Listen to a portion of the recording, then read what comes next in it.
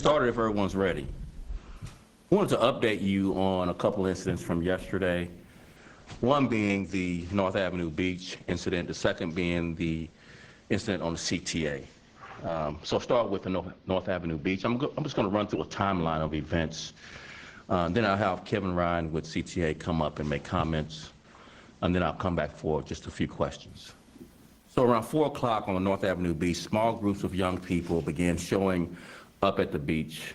By the way, a flyer was posted on social media soliciting young people to come up and show up at the beach.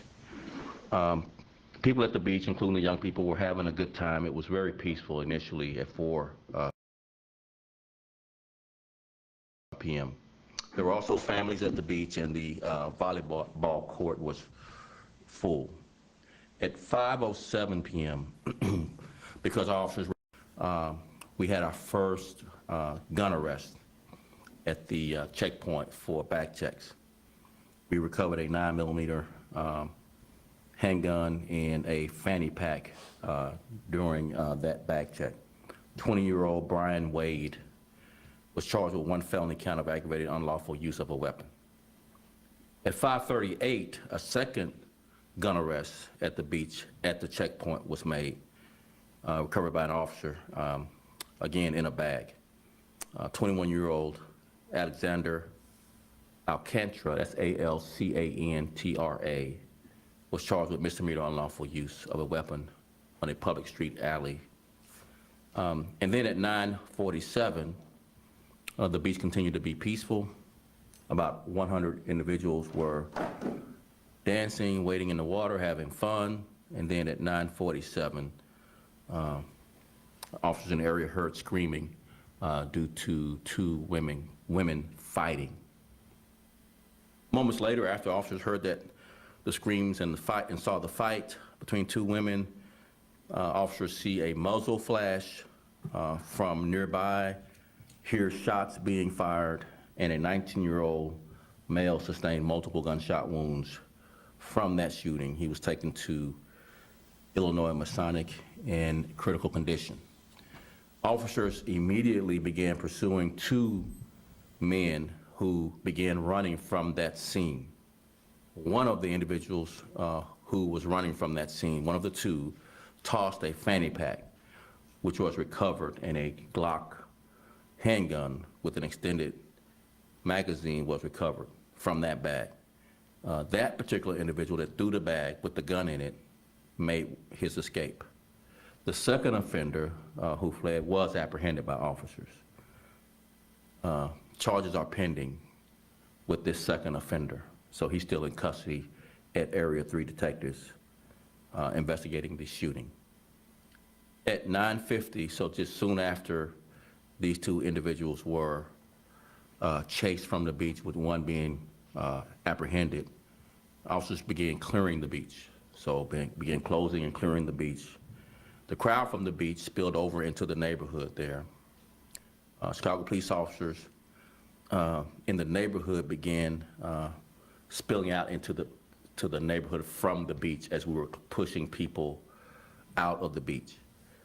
At North and Wells, in the neighborhood near North Avenue Beach, another fight breaks out in the crowd involving individuals who were initially in the beach but were pushed out.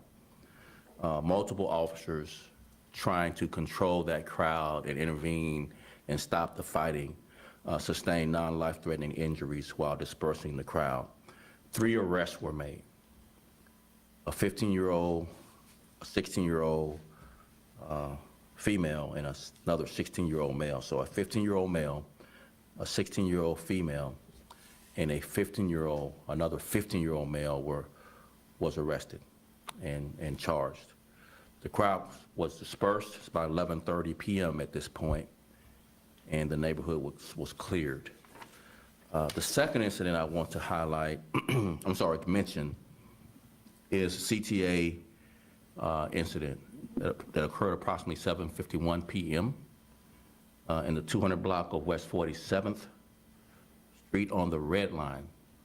2 individuals on the train got into some type of altercation. You see this on video.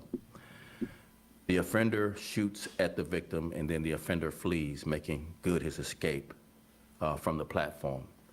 The victim sustained multiple gunshot wounds and was taken to University of Chicago Medical Center in critical but stable condition. I'll have Kevin Ryan come up with the CTA, and then I'll come back for questions. Thanks.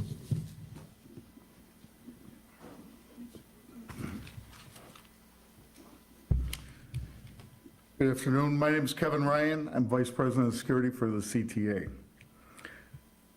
Both President Carter and I are committed to addressing the current concerns of CTA riders and want to assure you that we're doing everything possible to stem these acts of violence that are occurring on and near CTA properties.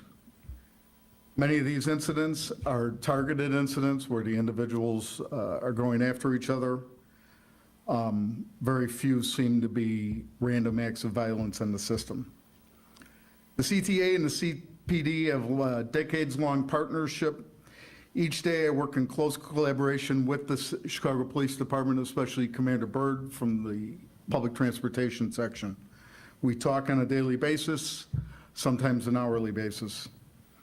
The CTA continues to leverage its comprehensive network of over 33,000 cameras to aid police in investigation of crimes committed on or near CTA properties. These cameras serve as a silent witness and have been vital an asset in helping police identify and arrest suspects. In fact, we have already provided video to CPD to assist in this investigation. I believe they had video within an hour and a half. Both the CPD and CTA have added resources to address crime and will remain focused on keeping the system safe and seeking ways to make it even safer. Thank you. Take a few questions.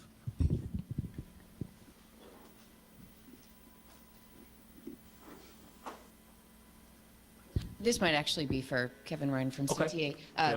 but possibly for you. I'm Liz Nagy with ABC7. Just want to clarify on the CTA shooting. We spoke with a witness last night who said two gentlemen got into an altercation on the train.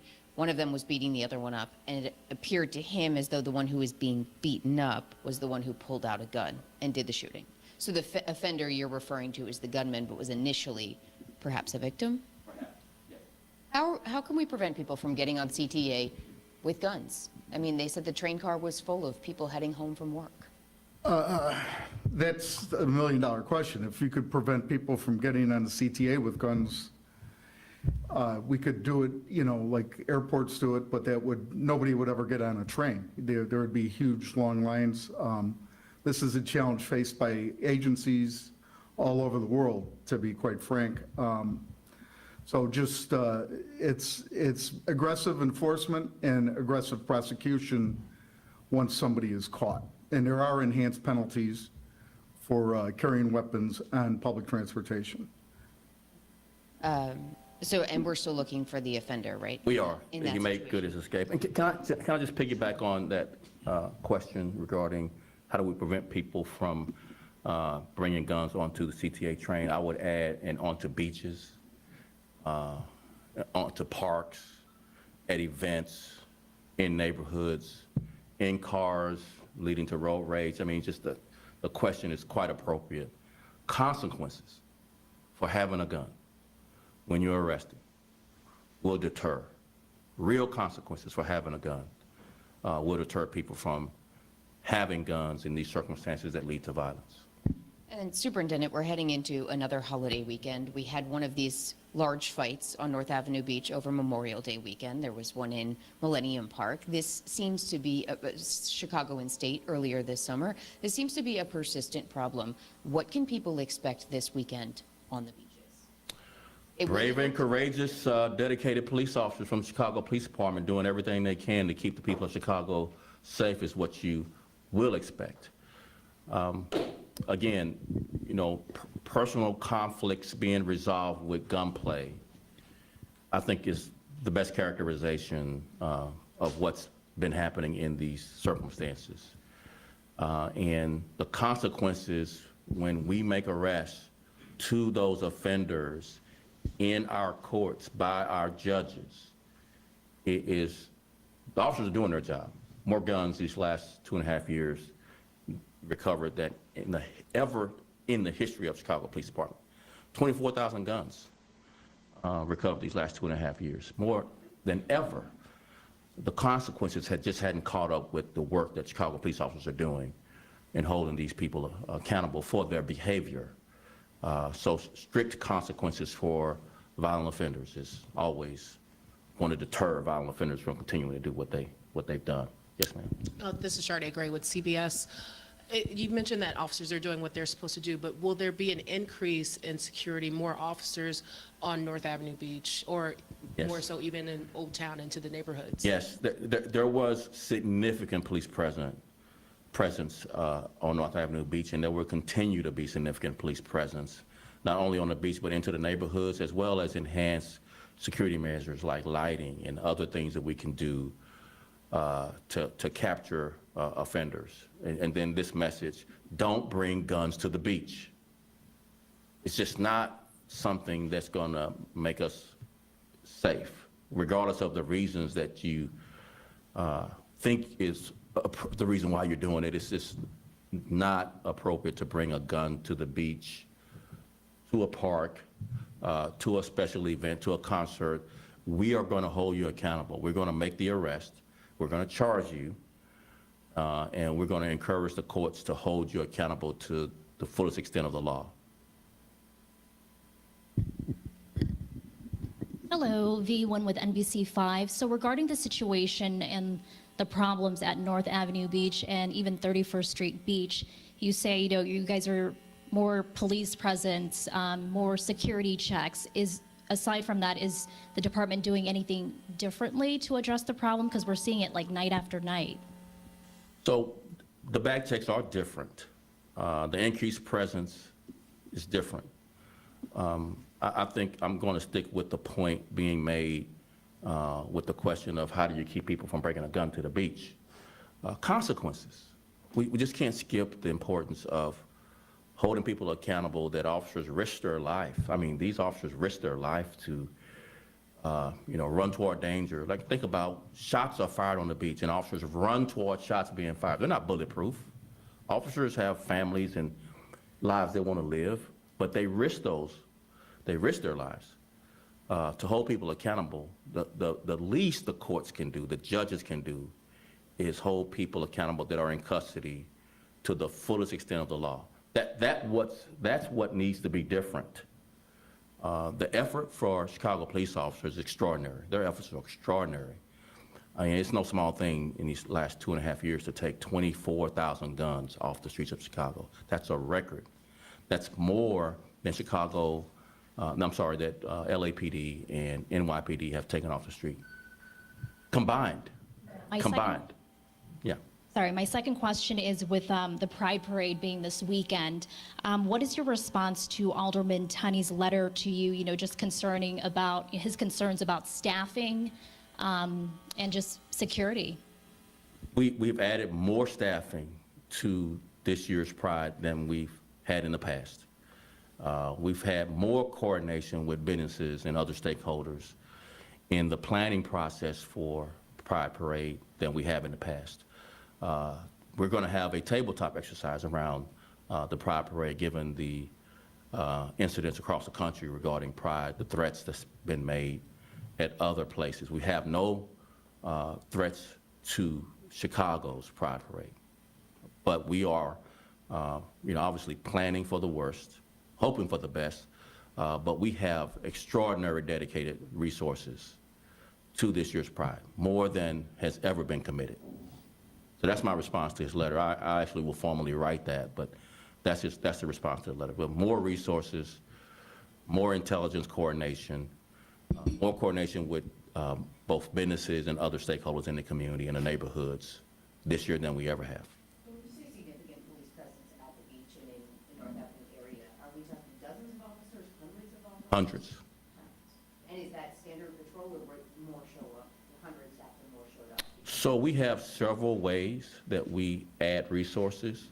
One is called a tiered deployment, where the non-patrol bureaus of our department commit time into some of these events in areas that have challenges to create more visibility and more engagement and more collaboration. And then also, we obviously, as a last resort, cancel days off. So question, how do you So now we got back to, you're not waiting for the mic, you're just gonna keep asking questions. So we're gonna do the mic, and then we're gonna wrap it up. Let's get the mic, please. Yep, yep, please. We don't mind, but just want to try to do it in a. Yeah, no, definitely understand. Sorry about that. Started with CBS. So Yep. going back to the kids at Avenue Beach, you said that you were aware that that they put something on social media. So how do you differentiate wanting kids to go out and have a good time, but making sure that it doesn't get out of hand? And is there a way to prevent that from happening again in the future? That is the difficulty here is, it's not illegal to come to the beach if you're a young person. It's not. It's never going to be. But at the same time, we're going to hold you accountable when you break the law, regardless of your age. So what we've done is obviously added several layers of security measures that include the bag checks, officer presence, very aggressive patrols, very proactive policing in and around the beaches. But you all know how porous the beaches are. You don't necessarily have to come through the checkpoint. You can walk across beaches and be on North Avenue beaches. There's no way to really cut off access to the beach across beaches. So that is the challenge for law enforcement. But those are things that we are discussing to add even more security measures that we'll discuss later on. Thank you all so very much. I really appreciate it.